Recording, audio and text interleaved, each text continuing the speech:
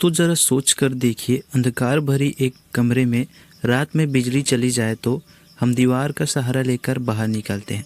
जरा उन इंसानों के बारे में सोचकर देखते हैं जिनके आंखें नहीं हैं। असल में आंखों का महत्व, इनके होने या न होने का सुख दुख एक अंधा ही अच्छी तरह से समझ सकता है। मैं ऐसा इसलिए कह रहा हूँ कि आज की वीडियो का टॉपिक अंधे लोगों के बारे में यानी कि दृष्टिबाधितों के लिए है। कैसे ब्रेल लिपि दृष्टिबाधित लोगों के लिए वरदान साबित हुआ। असल में यह लिपि में एक विशेष प्रकार के कागज का इस्तेमाल होता है जिस पर उभरे हुए अक्षरों को छूकर पढ़ा जा सकता है।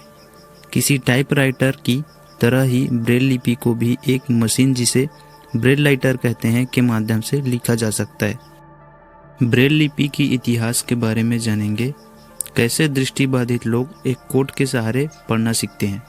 दोस्तों, ब्रेल लिपि का जनक लुई ब्रेल को कहा जाता है। ब्रेल लिपि नेत्रहीनों के पढ़ने और लिखने का एक ऐसा कोड है जो स्पर्श के माध्यम से समझा जा सकता है, जैसा कि आप इस वीडियो क्लिप में देख सकते हैं। रघुकुल तिलक सुजन सुखदाता, आयौ कुशल देव मुनि त्राता।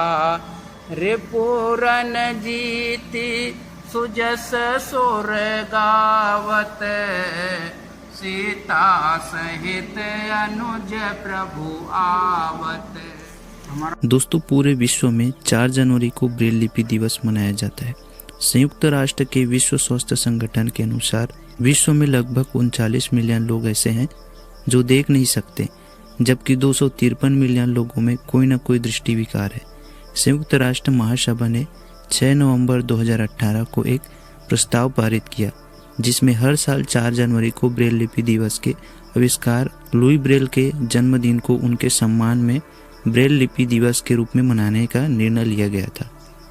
इस दिवस को मनाने का उद्देश्य संचार के साधन के रूप में ब्रेल के महत्व के बारे में जागरूकता फैलाना, दृष्टिबाधित लोगों को उनके अधिकार प्रदान करना और किसी लिपि को बढ़ावा देना है। दोस्तों, ब्रेल लिपि की खोज 4 जनवरी 1809 को फ्रांस के कुपर में जन्मे लुई ब्रेल ने किया था। थोड़ा और पीछे चलते हैं।